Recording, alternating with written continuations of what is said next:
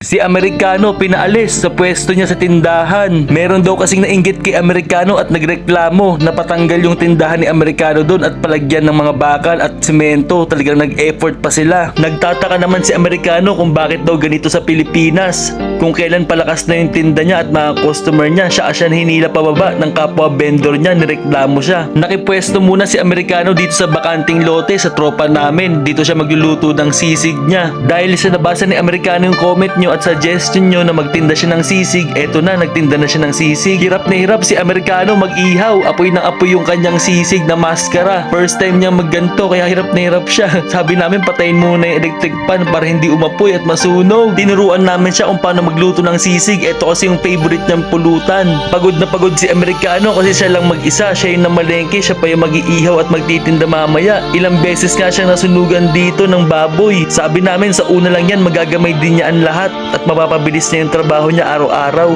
20 kilos na yung pinaluto namin kay Amerikano para hindi nakakaya sa kapitbahay na araw-araw siya magpapausok dito. Mas okay kung ipa-frozen niya na lang sa ref at meron ng nakatarya at nakakilo na para ibebenta niya na lang. Sobrang saita daw ng kamay ni Amerikano kasi yung kutsilyo niya daw hindi pang karne, pang gulay lang. Ang problema ni Amerikano kung saan na siya magtitinda kasi yung pwesto niya doon hinarangan na ng bakal. Hindi na sila naawa kay Amerikano, hindi pa nga yung mayaman yung tao, hinihila na agad nila pababa. Abangan nyo sa susunod kung saan na lumipat si Amerikano, makikita nyo yung bagong pwesto niya. Kaya mag-follow na kayo para makita nyo agad yung mga next video.